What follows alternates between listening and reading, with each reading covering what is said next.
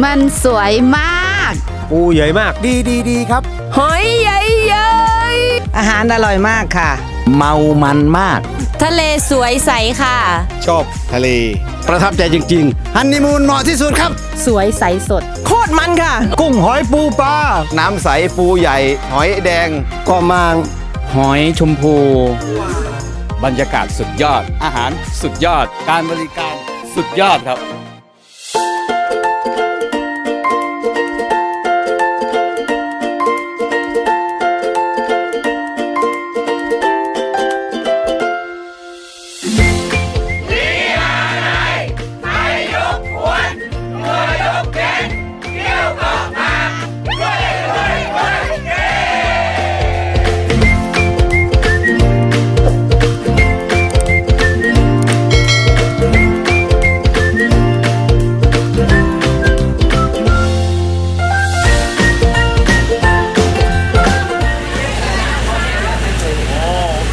ตอนนี้นะครับเราก็มาถึง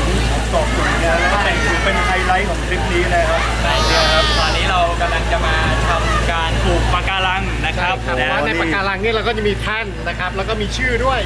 มีบริษัทเทียนายของเรานะครับแล้วก็มีชื่อของคนที่จะปลูกด้วย ใช่นะครับเพราะว่าปะการังเนี่ยต้องช่วยกันอนุรักษ์นะครับที่เกาะกูดเกาะมาที่จังหวัดตราดถึงนี้นะครับปะการังสวยงามมากๆแล้วก็ที่ผมเห็นเนี่ยมีแท่นอยู่4แท่นเนี่ยคืออะไรอ่ะ งาน CSR ในการที่เราจะขยายปะการังให้อยู่ทั่วท้องทะเลของจังหวัดตราดเรา ต้องปลูกคนละต้นเลยใช่ไหม ใช่ครับคนละต้นแล้วก็เดี๋ยวมันจะมีภาพใต้น้ำด้วยครับว่าของ ใจ ไทย ตื่นเต้นไหม แล้วนี่เราอีก1 ปีเรามาดูใช่ไหมครับว่าใช่ครับนี่คือโครงการดีๆของเทียนายของเรา ซึ่งเรากำลังทำการอนุรักษ์ธรรมชาติกันนะครับนอกจากเราท่องเที่ยวแล้วเราก็อนุรักษ์ธรรมชาติด้วย ครับโอเคงั้นเดี๋ยวเรารอไปดูปะการังกันครับ ครับเดี๋ยวเราลองดูกันเดี๋ยวเราวาร์ปไปก่อนครับ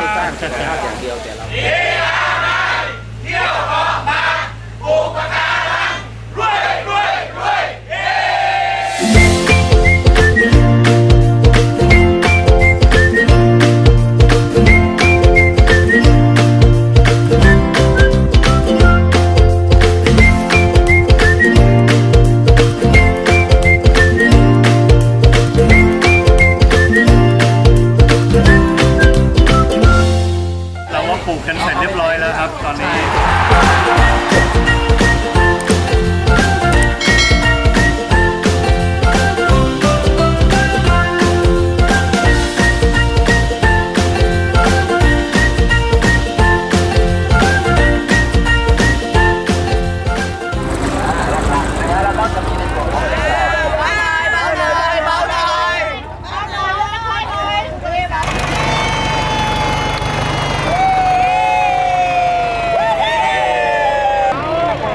สวัสดีครับตอนนี้เราอยู่ที่เกาะกระดาษนะครับโอ้โหธรรมชาติสวยงามมากนะครับนะเกาะนี้มีความมหัศจรรย์นะครับเพราะว่าเป็นเกาะที่ในหลวงรัชกาลที่5นะครับนะสมเด็จพระปิยมหาราชนะฮะมาเสด็จนะครับถึง10 ครั้งนะครับแล้วก็เป็นเกาะที่พระองค์ท่านเนี่ยได้ซื้อกลับมานะครับนะจากชาวต่างชาตินะครับนะที่ได้ครอบครองไปนะครับสวยงามมากครับตอนนี้ดูบรรยากาศนะครับรอบล้อมไปด้วยต้นมะพร้าวนะเป็นวิวที่มหัศจรรย์มากๆนะครับวิวแบบนี้เราหาที่ไหนไม่ได้นะฮะสุดลูกหูลูกตาบ๊ายบาย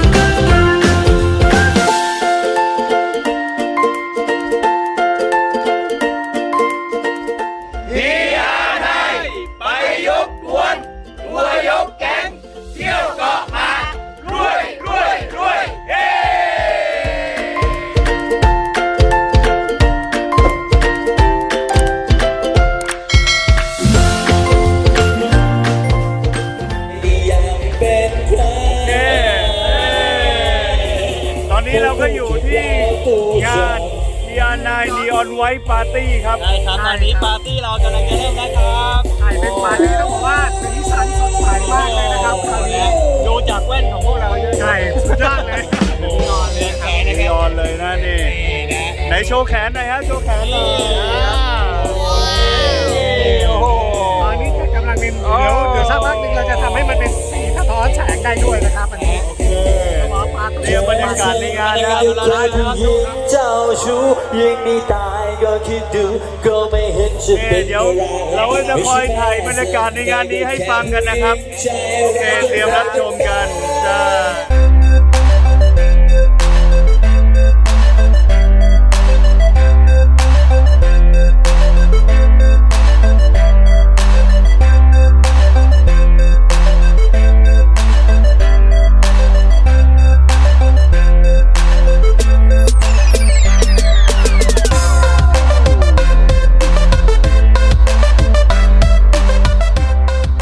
เราจะ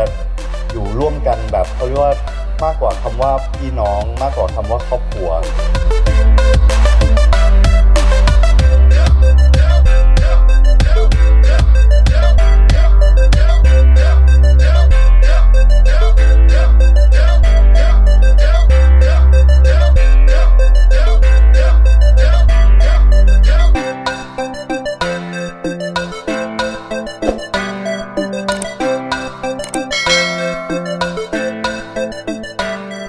ค่ำคืนนี้ครับเราก็จะมีกิจกรรมเรียกว่ากิจกรรมแห่งเขาเรียกว่าแสงนำพาแห่งความสว่างในชีวิตนะฮะ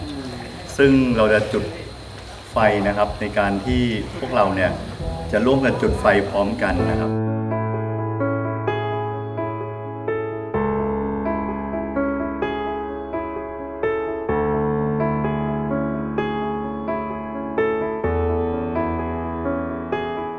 ก็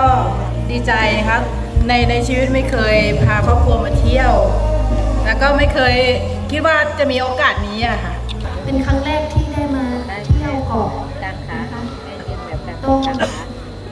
มีทั้งความอบอุ่นประทับใจแล้วก็ได้รับมิตรภาพดีๆจากทุกท่านเลยนะคะ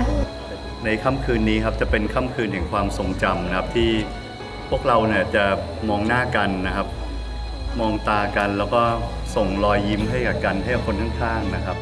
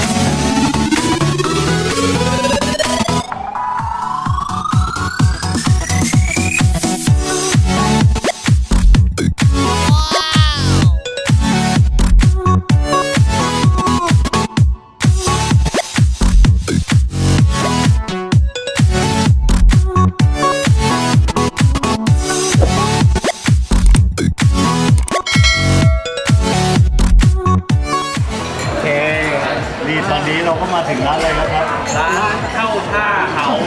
โอ้นี่ต้องบอกว่าบรรยากาศอลังการมากนะครับ คือตอนนี้ผมกำลังคิดว่าเรากำลังอยู่ในพระราชวัง พระราชวัง เรียกว่าอยู่ยุโรป นี่เหมือนมีแม่น้ำเวนิสด้วยนะ ใช่และเป็นราคาที่เหมือนไว้เขาเรียบเขาสวยงามมากๆ ก็มาดูอาหารกันนี่ นี่นะฮะกะเพรากั้งนะครับ แล้วก็อันนี้เป็นมี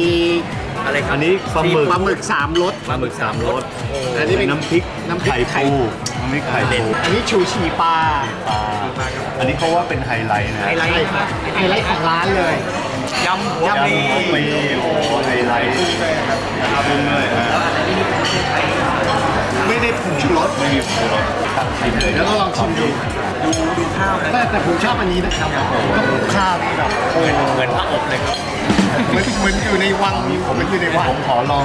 โชว์ที่อร่อยที่สุดเลย โอ้โห ไปลองกัน ผมอยากลองเหมือนกันเลย อะไรครับเขาเอาพี่แซมลอง ไม่เป็นไรคุณพี่ รสชาติแบบหาที่ไหนไม่ได้เลยนะ สดเลยนะฮะ อร่อยมาก ตัวใหญ่ๆเลยนะฮะเดี๋ยวกินให้ดูนะครับ ตอนวินเล่นของแพงนะเนี่ย โอ้โห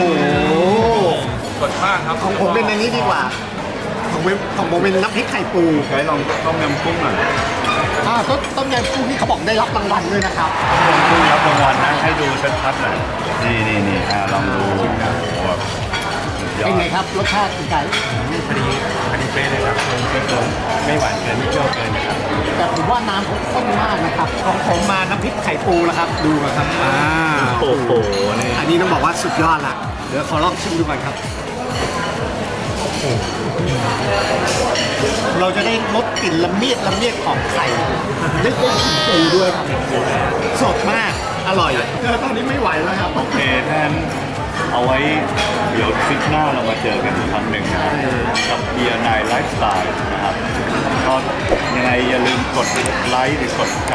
subscribe ที่ช่องของเรานะครับโอเคงั้นบ๊ายบายเจอกัน เดี๋ยวเราทานกันก่อนละครับ